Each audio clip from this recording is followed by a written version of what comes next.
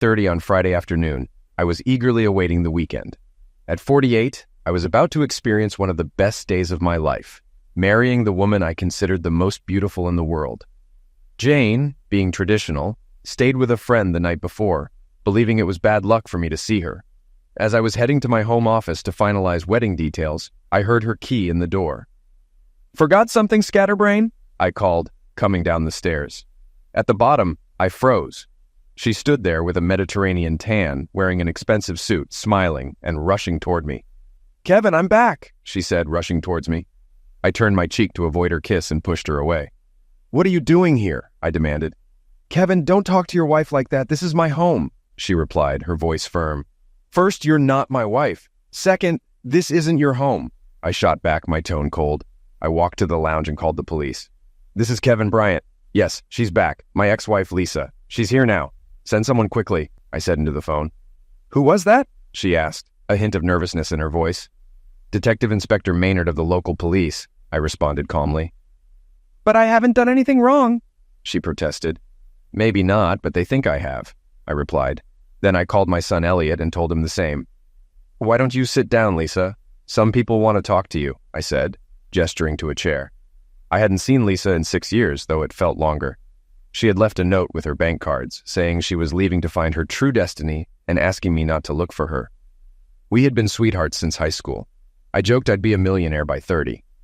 I went to Manchester University for electronics, met many girls, but Lisa was the one. She told boys she was waiting for her millionaire. During breaks, I worked, but always spent time with her. After finals, Lisa revealed she was pregnant. I thought we were careful, but accidents happen. We married, and I graduated with first-class honors. I chose a small company over a big one, and we moved to Somerset. I joined Danvers Electronics, attracted by the owner Bob and the opportunity to advance quickly. Bob was supportive, helping us settle and paying rent. My first salaries went to furnishing our place and preparing for Elliot's arrival. Lisa regained her figure quickly after childbirth, looking even better than before with her chestnut hair and blue eyes. We soon outgrew the apartment and started looking for a house. Bob helped again, convincing me that renting was a waste and I should buy a house. I only had half the deposit, so Bob loaned me the rest. It wasn't pure generosity. He knew I could get a better deal and that buying a house would keep me in the area. Over time, things got easier. I wanted more kids, but it didn't happen. When the chief designer retired, Bob decided to restructure, merging design and development under one leader. My heart sank when he asked me to meet the new manager. He led me to his office, which was empty, and then into his ensuite bathroom. Facing the mirror, he said, "Kevin, meet the new design and development manager." There were no applications or interviews. I got the job on the spot. Bob insisted, "You better take it. I've based this restructure on you." "Are you sure, Bob? I was hoping for the design job, but are you sure about me running both departments?" "I was sure from your first month here. I did my research before hiring you. You and Lisa may think I'm a benevolent fool, but I'm a businessman and you're good for business." The new position came with a significant raise. Knowing Lisa's spending habits, I arranged with Bob to divert 10% of my salary to a savings account. Lisa saw an increase, but this gave us a buffer for emergencies. My department's drive to diversify led to more defense work, and I filed a couple of patents for cheaper, better solutions. We licensed our patents to competitors, earning royalties. Bob insisted I take a percentage as an annual bonus, which I used to pay off the mortgage. We were doing well. By 30, we owned a house in the country, had 2 cars, and enjoyed a good standard of living. When I mentioned this to Lisa, she reminded me, "You always said you'd be a millionaire by now." She hadn't realized it was a joke. Despite her disappointment, our life was good, and we were comfortably well off. Our bed life was good but routine, and we had an active social life. The only major disagreement was over Elliot's education. Lisa wanted him in private school, while I thought public school was sufficient. "Maybe if you went to private school, you'd be a millionaire now instead of working for a small electronics company," Lisa said pointedly. "It's that company that allows us to have this discussion.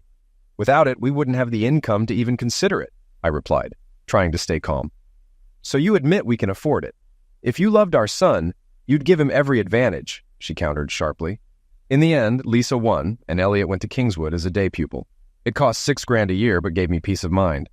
I thought it was money not spent on shoes and clothes. The worst part wasn't the fees, but socializing with the other parents. Lisa befriended stockbrokers, bankers, and investment analysts. None worked in manufacturing. By Elliot's second year, We were invited to dinner parties. I tried to get along, but often found myself biting my tongue.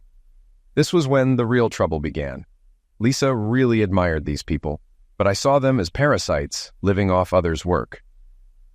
"I see you've remodeled the garden," Lisa said, looking out. "Yes, after 30 policemen and 2 diggers left it a mess, it was easier to start over," I replied.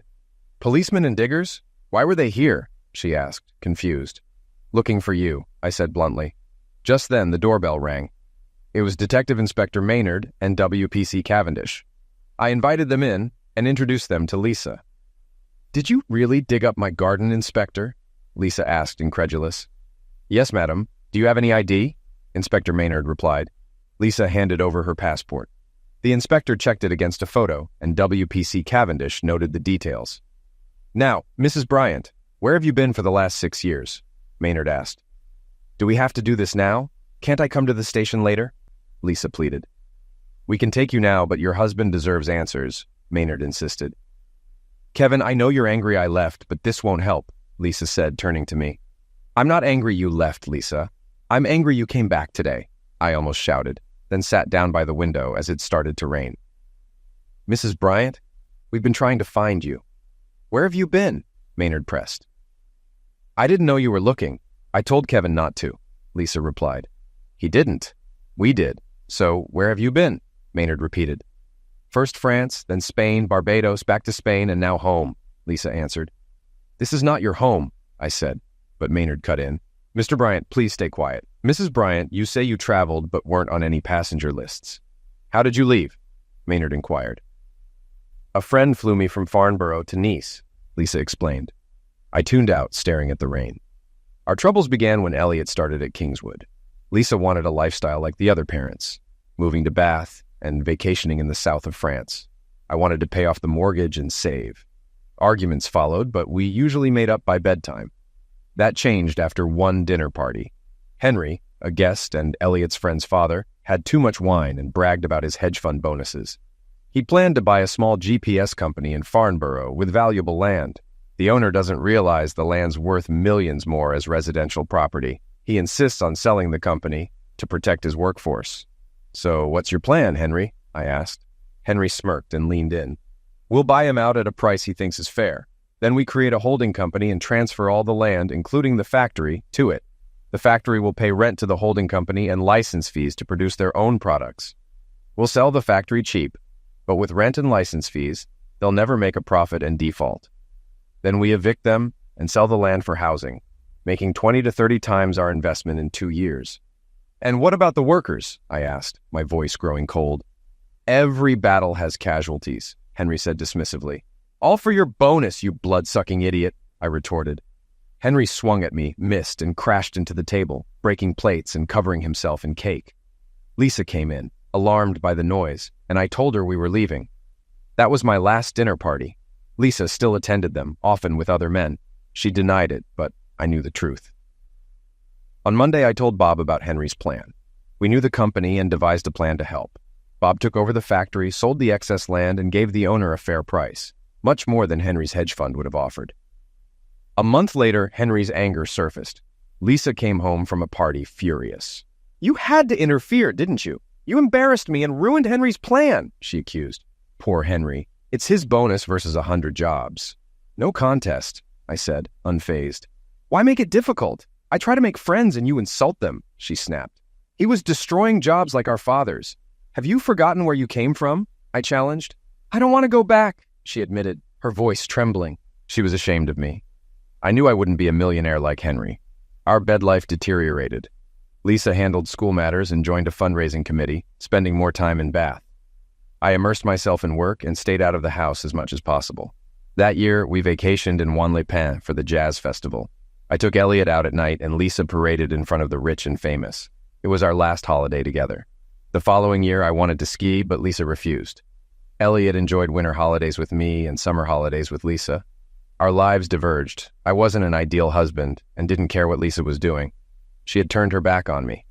By the time Elliot went to university, we were living separate lives, sharing only a bed. Elliot, influenced by Lisa, studied business. I was disappointed, but accepted it. He joined a management consultancy in London after graduating. During these years, I heard rumors about Lisa's behavior. Even Bob Danvers mentioned it. My secretary made faces when Lisa called. I didn't know if she still loved me, but it was clear she had no respect for me. When I came home that night and found Lisa gone, I felt relief. Inspector Maynard didn't understand how she wouldn't know about the search. "It was in all the papers, and your husband was arrested," Maynard said, incredulous. Lisa looked at me, her eyes wide with surprise. "They arrested you?" "I'm so sorry, Kevin. I didn't expect that. I left a note," she explained. "Yes, but it was printed and unsigned. No one believed it," I replied. "Mrs. Bryant, I find it hard to believe you didn't know about the search. It was in all the newspapers and even covered by foreign media," Maynard pressed. "Inspector, I was abroad and didn't speak the language. I only saw TV news in French. I had no idea what was happening here," Lisa insisted. "And you didn't care," I added, bitterness in my voice. "You're right, Kevin. I didn't care. We hadn't been close for years. I didn't want to cause you trouble," she admitted. WPC Cavendish returned with a paper for the inspector. "Lisa, is that your Range Rover outside?" she asked. "Yes, why?" Lisa responded, suddenly wary. "The Spanish police are looking for it, and you, in connection with a death in Malaga," Cavendish said. "He died in the girl's room. It was a heart attack, not my fault," Lisa protested. "The Spanish police are annoyed you left while the case was open. I had to get away from those people." "You were right, Kevin. They just use people," she said, her voice softening. "Okay, Lisa, we're done here. We'd like you to come to the station to give a statement, but as far as I'm concerned, it's case closed," Maynard declared. I walked them to the door. Inspector Maynard offered his hand. "Thank you, Mr. Bryant, and good luck," he said. "Thank you, Inspector. Goodbye," I replied, shaking his hand. I watched them leave, feeling relieved. I did miss Lisa. The house felt empty, and even the arguments were gone. But at least she left her bank and credit cards, and I didn't have to worry about our money. She also left her Mini, which I was paying for. The next day I took her name off our accounts and surrendered her cards. I didn't report her missing, as she had asked. 10 days later, Elliot called, upset. He insisted on involving the police and filed a missing person report. That's when I met Inspector Maynard, who questioned why I hadn't reported her missing. "Mr. Bryant, do you know where your wife might have gone or who she left with?" he asked. "I have no idea and don't care, Inspector," I replied. He wanted to know about our relationship, and I told him the truth. "Tell the truth and shame the devil," my mom always said. My admission that we were just two people sharing a house didn't help. 2 days later, the press was camped on my front lawn. They shouted questions as I left for work. In a meeting with Bob Danvers, Maynard showed up again. "Mr. Bryant, we have a warrant to search your house and car. I need you to accompany me." I handed over my keys. "Here are the keys. You'll find the car in the parking lot. Now, Inspector, Mr. Danvers and I have business to discuss." Maynard surprised me by handcuffing me. "Kevin Bryant, you're under arrest for the homicide of Lisa Bryant. You don't have to say anything, but it may damage your defense if you don't mention something you later rely on in court. Please stand and put your hands behind you." I did as instructed, and the other cuff was locked on my right wrist. I was led from the room, and Bob called out, "I'll call the company lawyer. Don't say anything until he arrives." For 2 days, I was held at the police station, enduring multiple interviews. Following Bob's advice, I refused to speak without my solicitor. After 2 days, Maynard sought more time to question me, but my solicitor challenged him to show evidence of a crime. With no evidence, I was released. The press was waiting outside, snapping photos as I left for a cab. When I arrived home, I found the house and garden cordoned off as a crime scene. The garden gate was off its hinges and the front door was open. I took photos, then packed a case while a policeman supervised. The house was a mess, with carpets ripped up and diggers in the garden. I collected my clothes, then headed to a hotel. The next day, my picture was in the tabloids with the headline, "Getting Away with Homicide." At work, I received applause from my coworkers, and Sally, my secretary, welcomed me back with a kiss on the cheek. Bob Danvers visited my office. "Good to see you back, Kevin. How are you?" "I'm fine, but my house is wrecked," I said, showing Bob the photos. "Print those out for me," Bob responded. "We'll get the lawyers on it. You deserve compensation. Where are you staying?" "I spent the night in a hotel. I'll look for a short-term flat," I replied. "No need," Bob insisted. "Wendy and I have plenty of room. Stay with us until we find you a place. Remember, you have friends here." Later, Sally offered to help find me a place. "My Aunt Helen takes in lodgers and has space," she said. "Are you sure she'd be okay with a homicide suspect?" I asked, half joking. You're no executioner, she laughed. I'll call her this afternoon. That evening, I visited Helen Warrender. She was in her early 50s but looked closer to 40, with piercing blue eyes and shoulder-length dark hair. Her home was nice, and the available double room convinced me to stay. I felt it was only right to ensure Helen knew everything. Her response sealed the deal. Sally told me everything. It's disgusting how they treated you, she said sympathetically. I had forgotten what it was like to be cared for. Helen served me breakfast every morning and insisted I wasn't confined to my room. This is a big house, Mr. Bryant, and I get lonely. Just having someone else here is nice, she said warmly. Over time, I realized staying with Helen was better than living with Lisa, except for the lack of lovemaking, which resolved itself. One night, I found Helen panicking over a leaking toilet. I turned off the water, bought a new valve, and fixed it. Helen hugged and kissed me in gratitude. Feeling her body against mine stirred feelings, and she invited me to take her to bed. We undressed and had wild lovemaking. Later, I fetched us wine, and we had another round before she fell asleep. I left her to sleep, wondering what might have happened if I had stayed. The next morning, things were normal again. That evening, I invited Helen to dinner. Kevin, last night was a mistake. It shouldn't have happened, she said apologetically. But it did, and it was good, wasn't it? I asked. Yes, but it was wrong. You're still married, and I have someone, she replied. You have someone? Then why last night? I asked, confused. He's old-fashioned and won't sleep with me until we're married. But it's been so long since I felt a real man inside me. I'm sorry, Kevin. It must never happen again, she explained. Helen, if a man has the chance to make love to you and turns it down, I doubt his sanity, I said, trying to understand. Regardless, we have an agreement, and I will marry him. So last night must never happen again, she insisted. I won't do anything you don't want me to do, I promised. I kept my promise, but during my 3 months with her, we had 2 more nights of passion, each followed by her guilt. The police occupied my house for over a month, and it took nearly 2 months to make it livable again. I had to replace much of the furniture, and the garden was a mess. Looks like you haven't been celibate while I've been away, Lisa said, eyeing the new decor. What do you mean? I asked, surprised. I see a woman's touch in the decoration, colors, and furniture. Not your choice, she pointed out. I hired a designer. After the police were done, I had to refurbish or sell. Since I'd paid off the mortgage, I chose to refurbish, I explained. Was it that bad? She asked, genuinely concerned. I can show you the pictures. They even checked under the concrete floor for you, I replied. I never imagined anything like that. I'm very sorry, she said, her voice filled with regret. It's water under the bridge now. We're divorced and free agents. That's all that matters, I said, trying to move on. You keep saying that. How can we be divorced without me knowing? I never agreed, she said, confused. You don't have to. You deserted me, I replied firmly. Once I moved back home, I decided to divorce Lisa. I was ready to forget her, as she had humiliated me while we were together and continued to cause problems even after leaving.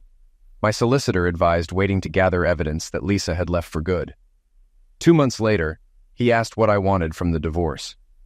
If you want all joint assets, it'll take longer since we'll need to show efforts to contact her. But a quicker option involves setting up a trust fund for her worth, up to half the assets, he explained. I'll take the long route. I'm not in a hurry, I responded. Inspector Maynard found out about the divorce and had me come in for an interview, suspecting a motive. Despite the press always knowing when I was questioned, there was no evidence Lisa hadn't just left. The police had left plenty of work for me in the garden. I decided to design it, but still felt lonely. I joined a few dating sites and became popular, but most women asked if my wife would return, implying they suspected homicide. I had no problem getting lovemaking, but couldn't find anyone to live with. I looked at sites focused on casual hookups and found a profile of an 18-year-old girl named Jane. She was upfront, seeking financial help in exchange for exclusivity. I convinced myself contacting her would protect her from perverts. I finally set up a meeting at a university theater bar. When Jane arrived, she brought a friend. Jane was about 5'6", with slim hips, an ample bosom, and long, mousy brown hair. Her friend Abby was smaller with short blonde hair. Jane introduced herself and Abby, who took my picture with her phone. Hi, I'm Kevin. Can I get you ladies a drink? I asked. Jane wanted coffee, Abby wanted water.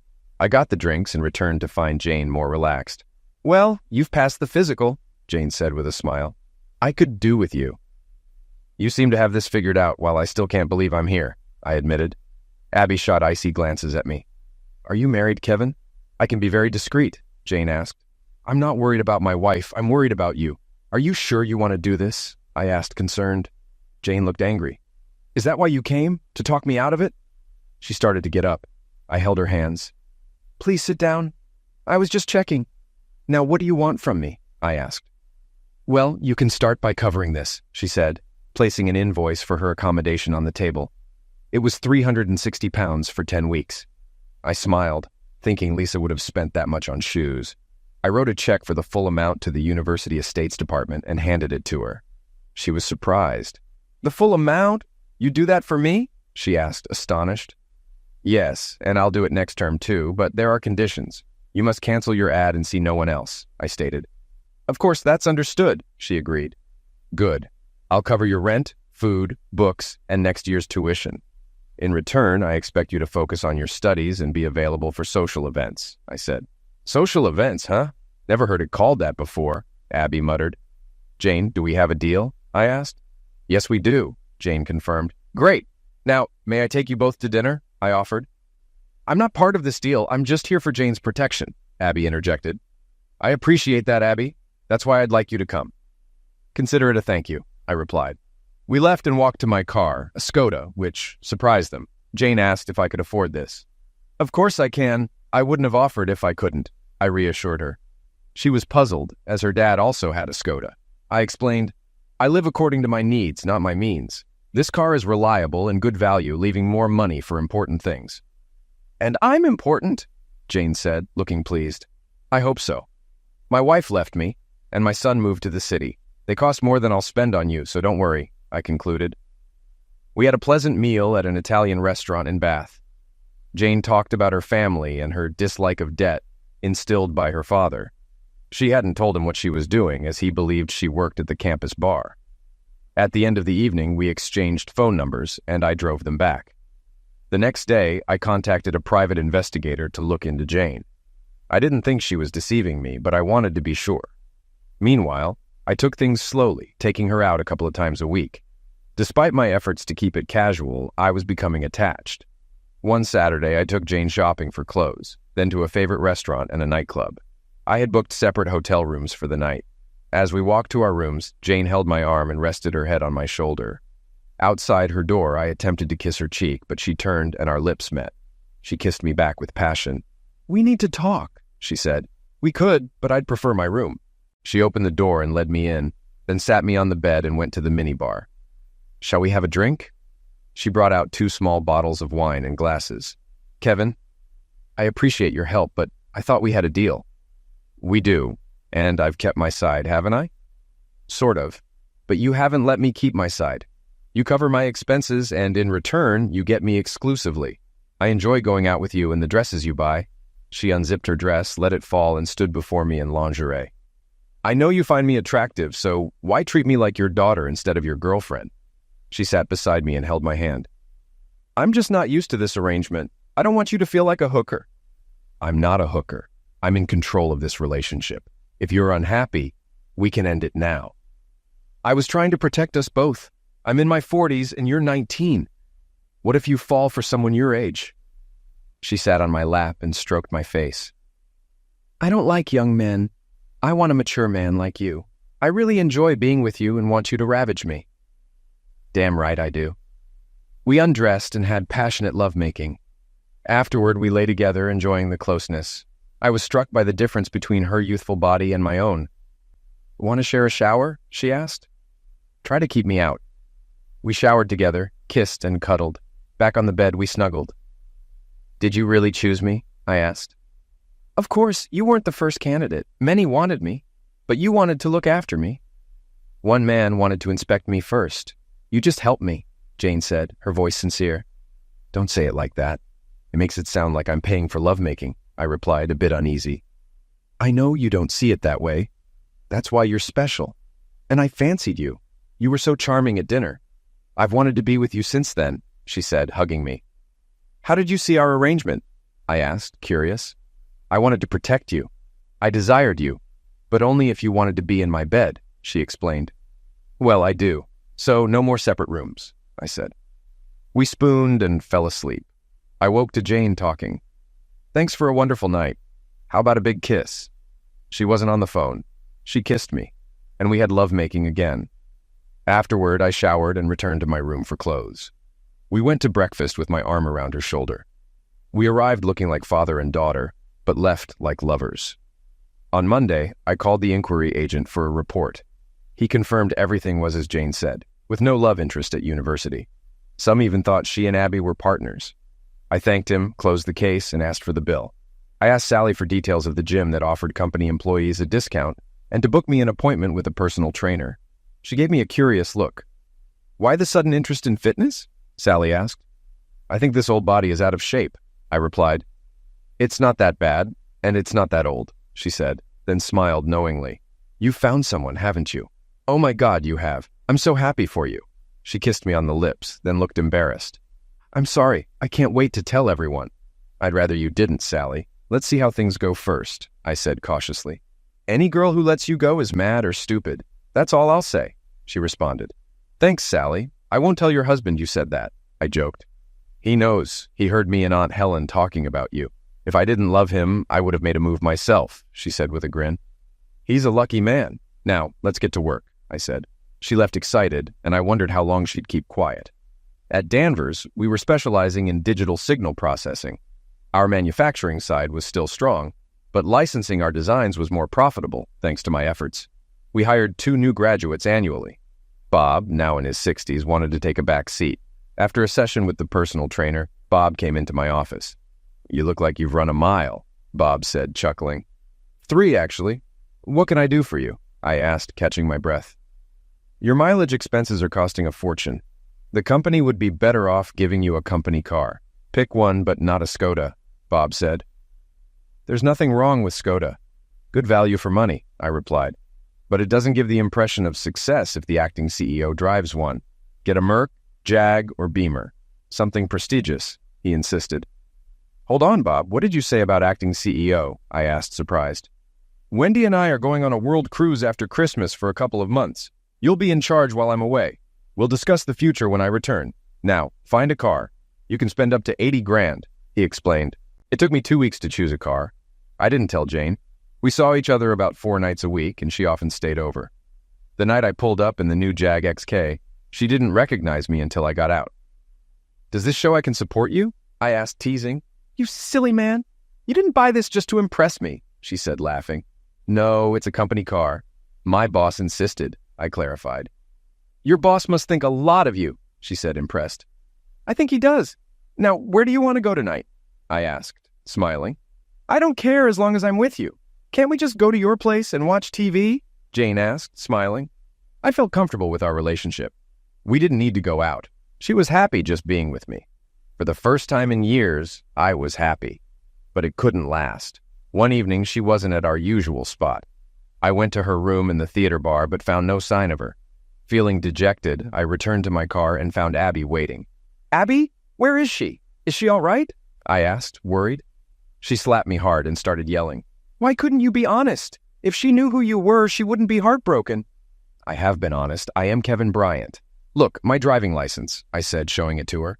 "I know you're Kevin Bryant, the man who got away with homicide. Where's your wife?" she demanded.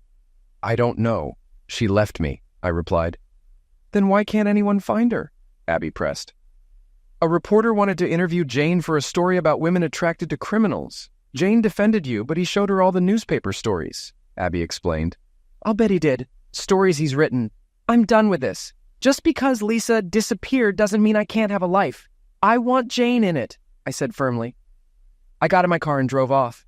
At home, I tried calling Jane multiple times, but her phone was off. I sent a text. "It's not true. Lisa left me. Nobody killed her. Please talk to me." I slept poorly and was still angry at work the next day. I barely greeted Sally. "Sally, get Guy Pearson from the company lawyers on the phone," I instructed. "Certainly. Do you want your coffee now?" she asked. "Not now, maybe later," I replied. A few minutes later, my phone rang. "I've got Guy Pearson for you," Sally said. "Kevin Bryant here. I'm still having issues with the police and press about my wife's disappearance," I explained. I told him what had happened and how it affected my life. "What do you want me to do, Mr. Bryant?" Guy asked. "Go after the police, the press, and especially the Post," I said. "I'll get started. I'll make sure it gets maximum news coverage," Guy assured me. The next day, Pearson had started. TV cameras were in my face as I opened my door. "Is it true you're suing the police?" a reporter asked. "Yes," I replied. "Don't they have a responsibility to investigate your wife's disappearance?" another reporter asked. "Yes, but they also need to get their facts right. They had no right to label my house a crime scene without evidence of a crime," I said firmly. "Are you claiming £1 million from the Post?" someone else shouted. "I don't know the amount. My solicitor is handling it," I replied. "What have they done that's worth that much?" a reporter inquired. "They've labeled me a criminal without evidence. If the Post has proof my wife is dead, the police and I would like to see it. Despite this lack of evidence, they've interfered in my private life and ruined potential relationships. What's the price of that? Now, if you'll excuse me, I have to get to work," I said, getting into the Jag and driving off. At work, things were normal. After lunch, Guy Pearson called to congratulate me on the interview. That night, I saw the TV coverage, which was positive. My interview was followed by a piece on press intrusion featuring others whose lives had been ruined. 3 days later, I received an out-of-court settlement offer. No apology or admission of liability. No deal. The offer was encouraging, but the best thing happened when I got home. On a cold, dark evening, Jane was waiting outside. I hugged her, brought her inside, and made coffee. She looked nervous. "I'm sorry, Kevin. I don't know what to say," she began. "Let me start from the beginning," I said. I told her everything. By the end, my coffee was cold, and Jane had tears in her eyes. I put my arm around her, and she cried on my chest. "I'm sorry, Kevin. I should have talked to you. That man frightened me," she said, sobbing. "He'll regret that," I assured her. "He said horrible things about you and showed me those stories. When I saw you on TV challenging them, I knew I was a fool," she explained. "Abby said you were heartbroken," I mentioned. "I was. I really like you. The lovemaking is great, but it's more than that. I want to be with you, but he scared me," she admitted. I hugged her as she cried. After dinner, she brightened up and we sat together. Before bed, she spoke. "Kevin, I know I have no right to ask, but would you come home with me for Christmas? I want you to meet my dad and mom, but mainly my dad," she asked, looking hopeful. "I'd like that," I said, smiling. We went to bed and held each other, making love slowly and tenderly. "The last 6 years have been kind to you, Kevin," Jane said softly. "Sorry, what was that?" I asked, not quite catching her words. "I said you look well. You look younger and fitter than when I left," she repeated. "I decided to get in shape, dancing and cycling," I explained. "You? Dancing and cycling? Why?" she asked, surprised. "I can't help being an old dad, but I don't have to be a fat old dad," I replied. "You plan on having more kids at your age?" she teased. "I'm 48, not 84. Charlie Chaplin had kids at 82, I said. "But he had a young wife. Are you thinking of getting a young wife?" she asked, raising an eyebrow. "Oh my God, Kevin, you didn't get a Russian bride, did you?" she joked. She still hadn't learned her lesson. I was about to respond when the doorbell rang. It was my son, Elliot. "Hi, Dad. Is she still here?" Elliot asked as I let him in. "Yes, she's here," I replied. Elliot turned to his mother. "Elliot, how are you, darling?" Lisa asked. "Not that you care. You disappeared for 6 years and expect everything to be the same." "People move on, Mom, but I always loved you," Elliot said, his voice filled with emotion. "Just not enough to let me know you were alive," Lisa responded, hurt. "What makes you think I wanted to?" I added, unable to hold back. "So where have you been, Mother dear?" Elliot asked, his tone dripping with sarcasm. "She's been running a Spanish bordello," I interjected. "Madam Lisa." I wasn't helping, so I left them to it. Jane and I quickly got over our little upset, and she moved into my house using Elliot's old room. We drove to Doncaster, stopping for bad food along the way, and arrived at my hotel in the evening. "What are we doing here? My parents will be upset if we don't stay with them," Jane said. "I booked a room as insurance. Your parents will be happy to see you, but maybe less thrilled about me," I explained.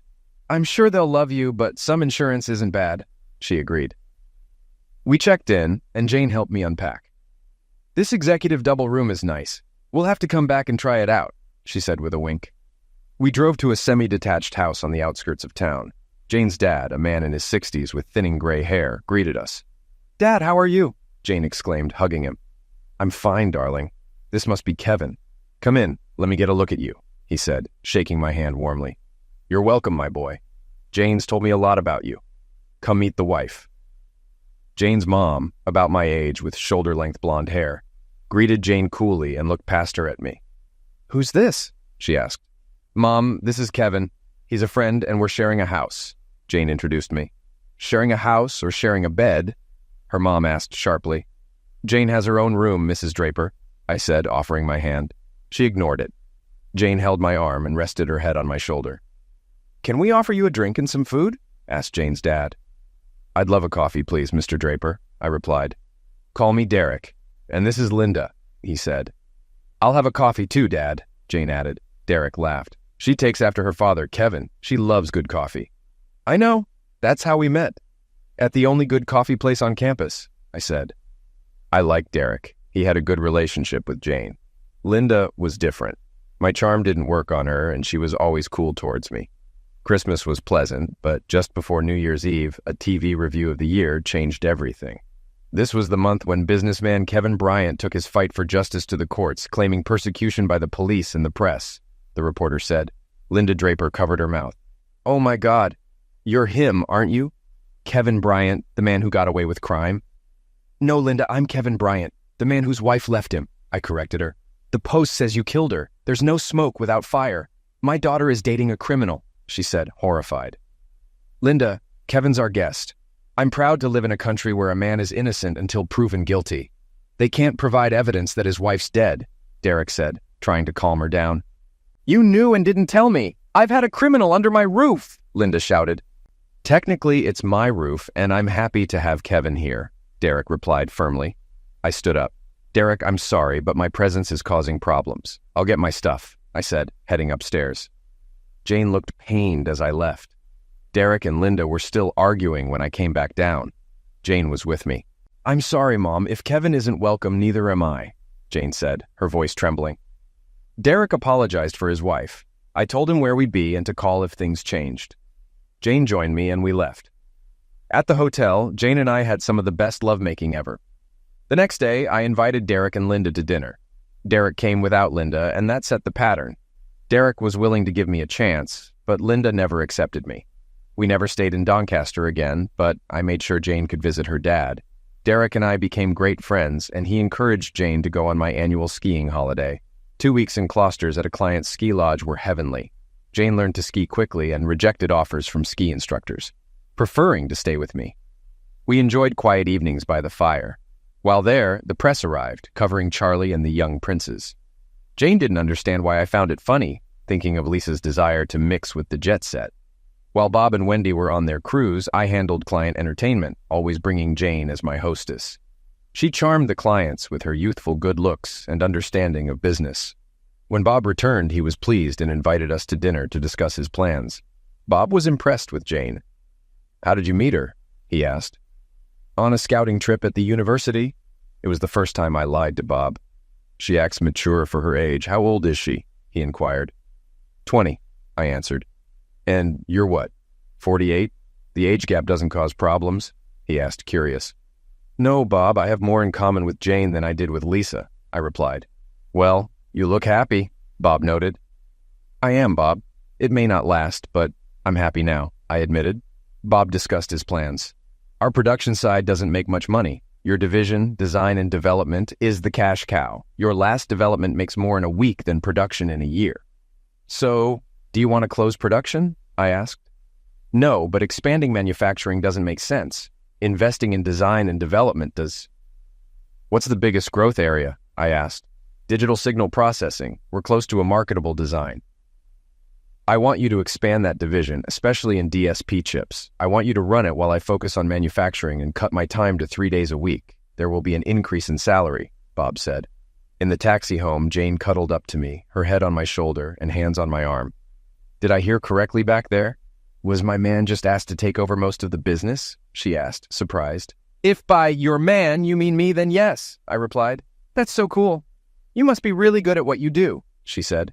"I'm good at some things," I said, taking her in my arms and kissing her. After we broke the kiss, she smiled. Some things go without saying. Lovemaking was always outstanding after entertaining clients. That night, she looked at me with pride. "I am so proud of you," she said, making me feel a surge of confidence. The police compensated me fully for the damage to my property and reputation. The Post grudgingly paid £500,000 and issued a reluctant apology. Jane suggested using the money for the Kevin Bryant bursary for promising engineering students. With Jane living with me, I covered her tuition fees, reminding me of our arrangement. By spring, I felt better than ever.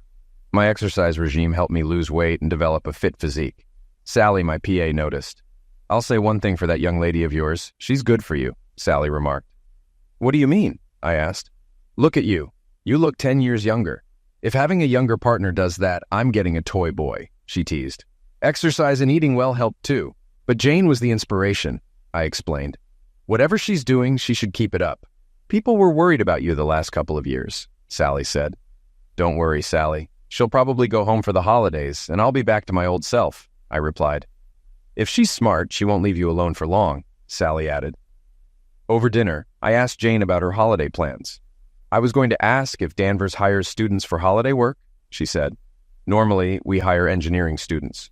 Are you looking for a job? I thought you'd go home," I said. "I don't think I could take more than a week with my mother. I'd like to stay here and work," she explained. "I'll talk to the office manager about any vacancies," I promised. Jane's work ethic impressed me. Unlike Elliot, who avoided work, Jane sought experience. The next morning, I mentioned it to Bob Danvers, who was keen on the idea. "We depend on office staff as much as engineers. We should start training them. Do you have someone in mind?" Bob asked. Jane asked if we took on business trainees, I said. "Tell Mrs. Pritchard, the office manager, to draw up a training scheme for Jane," Bob instructed. That summer was bliss. We spent days together and went biking to country parks. I loved riding behind her to admire her divine hips. When term started, it was hard to let her return to university. By July, Danvers launched our first DSP chip, which was an immediate success. We outsourced production but integrated our design into customers' technology, earning a percentage of each chip produced. This increased our income with minimal costs, making us part of the knowledge economy. We hired more graduates and started our next project. With my personal life thriving and the company doing well, the only dark spot was Elliot. He seemed to believe I was involved in his mother's disappearance and barely spoke to me except to criticize. He was serious about a girl and planning to marry, but I had never met her and doubted I'd be invited to the wedding. A loud voice brought me out of my thoughts. "Do you have any idea of the damage you did?" Elliot was losing his temper with Lisa. "I know about the police investigation, but that wasn't my fault," Lisa responded defensively. "It was your fault. You disappeared without a word. We were suspicious and you didn't even contact me to say you were okay," Elliot shouted. "You didn't need me. You moved to London. Your father and I hadn't had a proper relationship for years, which is why he never tried to find me," Lisa retorted. "Of course I needed you. I went into finance because of you. I wanted you to be proud of me, to see my success. But you weren't here," Elliot replied, his voice filled with frustration.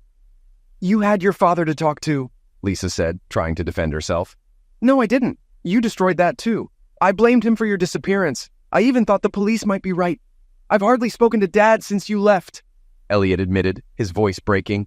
"Oh, darling, you can't really believe your father killed me," Lisa started to cry. "I didn't know what to believe. I had no one to help me. I even tried to stop him from divorcing you," Elliot said, his voice softening.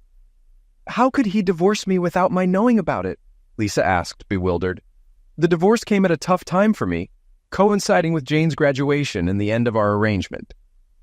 Guy Pearson handled the divorce well, but my relationship with Jane was another matter. I had fallen totally in love with her despite the age difference and feared the end. Jane noticed my distraction, but I blamed it on the divorce. I encouraged her job search, wanting the best for her. When she received a job offer from KPMG, she came to me with the letter. "Kevin, I've been offered a job at KPMG in their accountancy division," she said excitedly. "That's great news. After their graduate training, you'll be in high demand," I replied, trying to sound enthusiastic. "But it's in London," she said, her voice faltering. "You'll enjoy the fast pace and nightlife," I said, avoiding her eyes. "So you want me to take it?" she asked, her voice rising. "I want what's best for you," I said, trying to keep my composure. "Oh, for God's sake, Kevin, do you want me to go to London?" she asked, tears welling up in her eyes. "Our arrangement is ending. You should do what's best for you," I said, my voice cracking. "Is that all I mean to you? Maybe I should go to London," she said, starting to sob uncontrollably. I put my arm around her as we sat on the sofa. "Of course you mean more to me. But I thought you'd want to find a man your own age and live life fully, I said, tears welling up in my eyes. Kevin Bryant, you can be so stupid. I don't want a man my own age. I want to get out in the world, but with you. I don't want to leave you. If you want me to go, I will, she said, her voice trembling. You'd give up this chance to stay with me? I asked, stunned. You're 48. That's not old. And I'm in love with you. Can I move out of the spare room now? Will you take me to bed and show me how much you love me? She asked, her eyes pleading. I picked her up and carried her to the bedroom. We lay on the bed, undressing and touching each other. After another passionate session, I asked, Did you enjoy it? Oh, yes, it was unbelievable. How about you? She replied, smiling. It was amazing. But I don't want to do it all the time. I miss the holding and hugging, I said. How do you always know the nicest things to say? She asked, getting off the bed and kissing me. I forgot to tell you. I've had another job offer from the place where I worked during the holidays. The money's not as good, but I like the staff. Bob Danvers offered you a job? He didn't tell me, I said, surprised. Yes, and I think I might take it. The guy who runs the design and development side is a real hunk. I could go for him, she said, teasing. You're really going to work at Danvers and stay with me? I asked, hardly daring to believe it. I've wanted to stay with you since our first Christmas. I can't wait for you to be my boss. You could punish me if I did anything wrong, she said, giggling. I couldn't believe my fears were groundless, and the wonderful girl I loved was deeply in love with me. For the first time, I felt urgency about finalizing my divorce. I trusted Guy to handle it, but was surprised when he said I'd have to go to court to explain our efforts to find Lisa. Guy said it would be easier if I set aside half my assets for Lisa to claim. No way, Guy. She abandoned me and left her bank cards. It's been 3 years, I protested. Sorry, Kevin, but you'll have to go before the judge, Guy insisted. So I ended up in county court explaining our attempts to find Lisa. 3 years of advertising wasn't enough. The court required another year of ads in European countries. On my way out of court, Detective Inspector Maynard confronted me. Good morning, Mr. Bryant. You've finally given me something, Maynard said smugly. What are you talking about? I asked, confused. Motive, Mr. Bryant. Half your net worth must be a couple £100,000. People have been murdered for less, he stated. The only reason I want my wife to return is to see you apologize for mistreating me, I shot back. The file is still open, Mr. Bryant, and I'm patient, Maynard warned. You'll wait a long time because she isn't dead, I retorted, and walked off. The next year was spent advertising in Britain and Europe, but we got no response from Lisa. The court awarded me a decree nisi, becoming absolute in 6 weeks. For the first time in 24 years, I was free. I considered marrying Jane, but we were happy as we were. I was the happiest I'd ever been, except for my strained relationship with Elliot. He recently married Christine, who invited me to the wedding. She tried hard to mend our relationship, but it was a struggle. Mother, you didn't expect nothing to change after you deserted us. We've moved on, and Dad had to divorce you, Elliot said firmly. But surely I have some say. I was part of the marriage, Lisa argued. You had your say the day you walked out, Elliot defended me for the first time since Lisa left. So what happened, Kevin? How did you manage to divorce me? Lisa asked, turning to me. Elliot was right. You did the job by walking out. The court insisted I give you every chance to claim your share, I explained. And did you? She pressed. Yes, I advertised in Le Monde, Le Figaro, El Pais, La Repubblica, and all the British press. When you didn't respond, the court decided you weren't interested, I replied. So if we're divorced, what's happened to my share? Lisa inquired. The court concluded you abandoned all assets, leaving no your share, I said. I put 21 years into our marriage, and now I'm left with nothing, she sobbed. You trapped me in this marriage and gave it little more than 11 years. Since Elliot went to that school, you became dissatisfied with me. You had your share in clothes alone. There are still thousands of pounds worth of clothes and shoes upstairs. Take them whenever you want, I said, trying to stay calm. Lisa sat down sobbing, rocking back and forth. I exchanged glances with Elliot. Eventually, the crying stopped, and we could talk again. Why did you come back, Lisa? I asked gently. I was in trouble. You were right about those people, Kevin. They used me. I left with Henry, who only wanted me to get at you. Once the police and press lost interest in you, he ditched me. An older man took me to Barbados, but after a couple of years, he replaced me with a younger woman. I hitched a ride to Spain and ended up in Malaga with a nice Englishman who turned out to be a criminal. When things went bad, I ran back to the only place I knew I'd be safe. I came back to the only man I've ever loved, she confessed. And you expected me to welcome you with open arms? I asked, incredulous. No, I knew you'd be angry. But I hoped we could salvage our marriage. We loved each other once. I hoped I could make you love me again.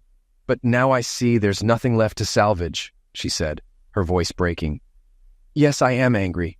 We loved each other once, or at least I loved you. Even though you trapped me into marriage, I still loved you. I would have married you anyway. I loved you until you sided with that parasite Henry against me. Then I realized I was just a meal ticket to you. After that, I didn't care what you did. Oh, Kevin, you were never just a meal ticket. I've loved you since school. Yes, I got pregnant on purpose because I was scared I'd lose you once you got a job. I wanted you to use your abilities better. I looked at people like Henry and thought, my Kevin is smarter than you. But you stuck to your principles and worked for that small electronics company instead of making real money. When I tried to make you see that, you turned your back on me. I tried to get your attention by dating other men, hoping you'd challenge me. But you didn't. So everything was my fault? Even when you were cheating, it was my fault? No, Kevin, I was wrong. I thought success was all about money, but it's not. Look at you, still living in the same house, happy. I could have been happy too if I hadn't obsessed over you becoming a millionaire like we dreamed. Elliot just looked at Lisa and laughed. You really don't know, do you? He said to Lisa. Of course she didn't know. No one would have expected it. I certainly didn't.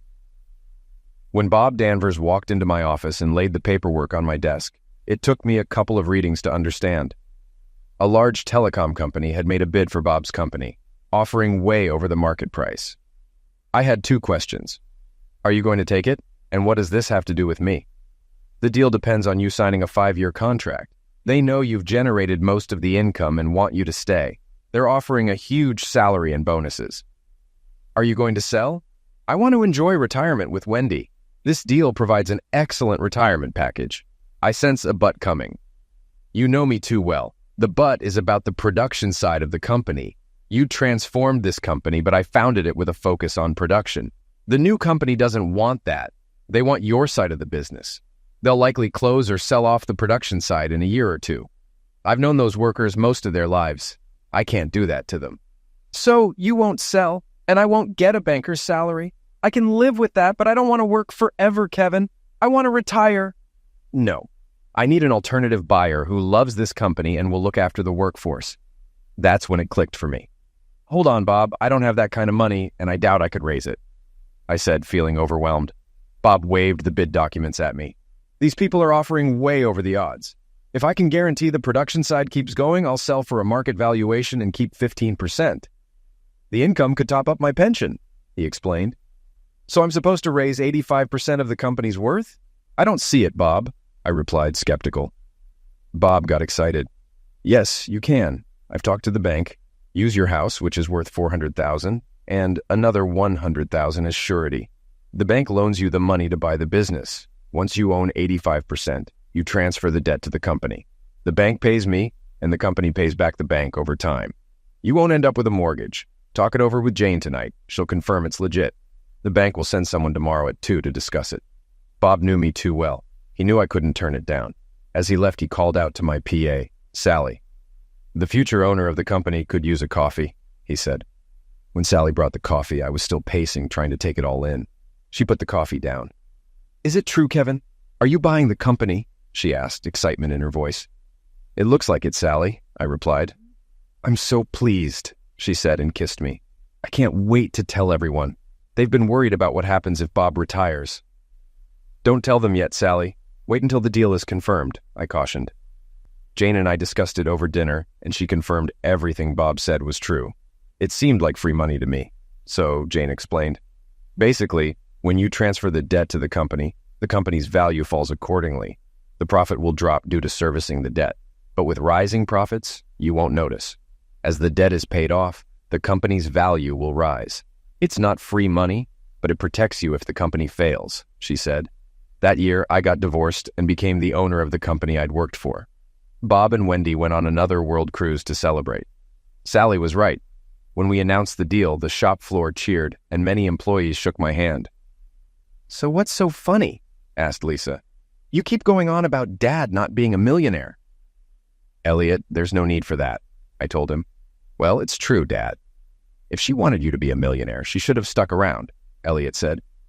Are you saying your father, who still works for that tin pot electronics company, is wealthy? Lisa asked, incredulous.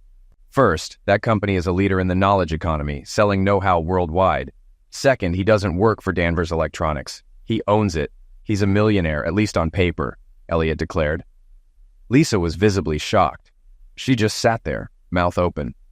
Eventually, she looked at me. But you still live in this house? Why, when you could afford something better? She asked. The house suits me fine. I don't need anything bigger, I replied. And you still drive that old Skoda? She inquired. No, I drive a Jag now, I said. Elliot said he had to go, and for the first time in more than 6 years, gave me a hug. I'm sorry, Dad. If the invitation is still open, I'll see you tomorrow. Christine was planning to come anyway, he said. Of course it's still open, but you've blown your chance of being best man, I joked. We laughed, and I walked him to the door. He checked if I'd be okay with Lisa. I assured him I was fine. I went back inside and found Lisa inspecting the house. She picked up a photo of me with Jane. Who's the girl, Kevin? She asked. That's Jane Draper, I replied. I don't think I know any Drapers, she said. No, you don't, I confirmed. From this picture, she looks like your girlfriend, she noted. No, she's not my girlfriend, she's my... I hesitated. Kevin, have you gone mad? She looks young enough to be your daughter, she exclaimed. After divorcing Lisa, I wasn't in a hurry to marry again. Jane never mentioned marriage, and we were content as we were. We lived like a married couple, so without children, there seemed no need to change things. Our life together was blissful, and we had no money problems. One night, Jane surprised me with her feelings. Kevin, would you like us to have a baby? She asked, catching me off guard. I hadn't thought about it. Don't you think I'm too old for that? I asked. No, you're young for your age, and I want a family, she said. I got out of bed. I don't want to bring fatherless babies into this world, I said. As I walked around the bed, I saw her face drop and tears form. I knelt beside her. Jane, will you marry me? I asked. She looked puzzled, then smiled as she realized what I meant. You mean we can start a family? She asked, hope in her eyes. Only once we're married. So, will you marry me? I repeated. Yes, you know I will, she said, tears of joy streaming down her face. She pulled me back into bed.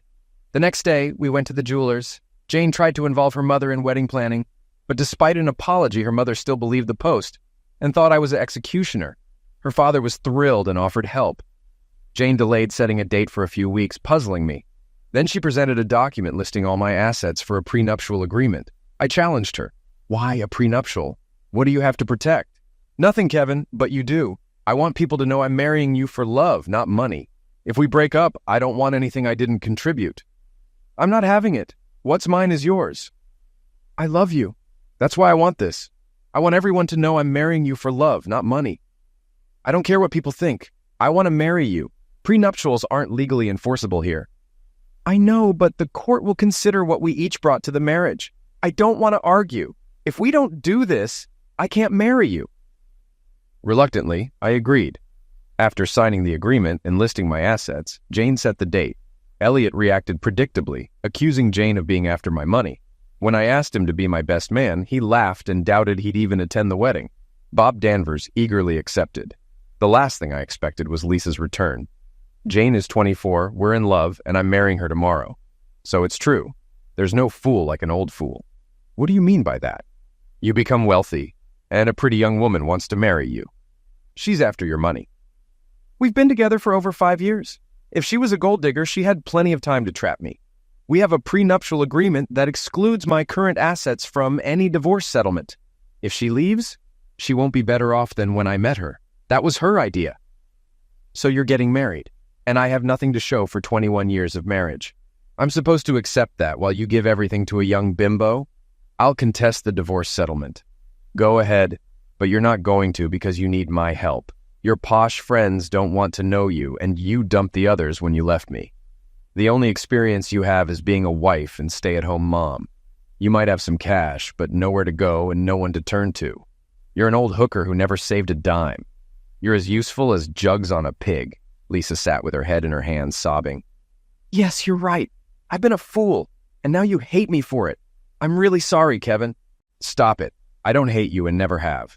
I never said I wouldn't help you, but I will expect something in return for my help. After explaining what I wanted from her, I made some phone calls. First, I booked Lisa into a hotel. Then I called Derek Draper. Derek, how are you? Couldn't be better, son. What can I do for you? You're not planning a last-minute stag night, are you? No, nothing like that. Is Linda with you? Oh, yes, but she's not planning to come to the wedding. She's going shopping instead. Well, I might change your mind. If I give you details of the shops where I have an account, do you think you can get Linda to buy a new outfit for the wedding? I can get her to the shops if you give me something that will get her to the wedding. I explained my plan, and he agreed to help. I then contacted several journalists, inviting them to the wedding reception, except for the Post. I had a disturbed night, feeling apprehensive. By morning, I was excited when Bob Danvers arrived. Come on, Kevin, I'm taking you out to breakfast. We went to a local hotel and discussed the day's plan. Bob asked if I had any worries. I don't think so, Bob. Just Jane changing her mind and Lisa. Jane adores you. Why worry about Lisa? She walked out on you. She's back. She just turned up yesterday. She didn't like that we're divorced and that she got nothing out of it. I think I've worked out a deal with her. I'm worried about spoiling Jane's big day. I explained my plan to Bob, and he agreed to handle Lisa while I was on my honeymoon. We got ready and went to Audley Manor. Everything was going well. The press arrived early, and Bob told them to stay out of sight until the reception. Guests started arriving, and Bob and I took our positions. As the seats filled, I saw Linda Draper waving at me, beaming and showing off her outfit. I gave her a thumbs up. The wedding march began, and Jane walked down the aisle with her father. She paused when she saw her mother in the front row, then continued to my side. How did you get my mother here? She whispered. Tell you later, I whispered back. The service began, and I was nervous during the speak now or forever hold your peace part, but everything went smoothly. When Jane lifted her veil, I restrained myself to just a kiss. During the photographs, she squeezed my arm. All right, how did you get Mum here? And when did she get that outfit? I've never seen it before. There were some unexpected developments yesterday, and I had to make some changes. It might take some attention away from our day. I don't care. I've got you, and my mom and dad were here to see it. When the photos were taken, we returned to the hall for the reception. After the meal, Derek made a speech about his daughter and welcomed me into the family. Bob Danvers, as best man, gave a humorous speech. Then it was my turn. I shared how I met Jane and expressed my love for her. Then I addressed the crowd. I know Bob has thanked everyone for coming, especially those who traveled far, but there's one person who hasn't been mentioned. Ladies and gentlemen, please welcome Lisa, my ex-wife. She has come a long way to be here today. Lisa, please stand up. Lisa stood, and the press surrounded her, shouting questions and taking photos. After a minute, I intervened. Gentlemen, remember this is Jane's and my wedding. Please leave us to continue our celebrations. Mr. Danvers will provide her contact details, I said firmly. The hall was filled with shocked faces, but things soon returned to normal, and the party continued. Jane and I left for the hotel as we were flying to St. Lucia the next morning. This night was special. I was welcoming my new wife to our bed. I was ready first and waited for her. She emerged from the bathroom, walking deliberately, dressed in a white lace basque, white stockings, and her wedding shoes. She held a small packet in her left hand. Kneeling on the bed, she lifted my chin, kissed me, and showed me the packet of contraceptive pills before discarding them in the bin. Returning to the bed, she kissed me again. Okay, Mr. Bryant, let's make babies, she said with a smile. Sure, Mrs. Bryant, I replied, feeling a surge of joy. What did you call me? She asked playfully. Mrs. Bryant, I repeated. Say it again. I need to get used to it, she said, her eyes sparkling. Okay, Mrs. Bryant, I said, pulling her close for another kiss. After our physical engaging night, I did manage to give Jane the baby we wanted, and we enjoyed being parents so much that we had another child. Our children and Elliot's 2 kids are all close in age, making family gatherings interesting. Christine has been great for Elliot, who took a pay cut to work for me. Our relationship has improved significantly. Being close to those affected by his decisions has made Elliot a better and happier man. However, his relationship with Lisa has suffered. Only Christine's insistence on the importance of a grandma keeps them in touch. Lisa sold her story to the Sunday papers, earning over £100,000. Surprisingly, it painted me in a good light regarding her foreign escapades. She named names and stirred up trouble for others, but not for me. The money didn't last long, but Lisa found a wealthy older man who married her. Jane's mother hasn't bought a copy of the Post since our wedding. She's now proud of her daughter and me.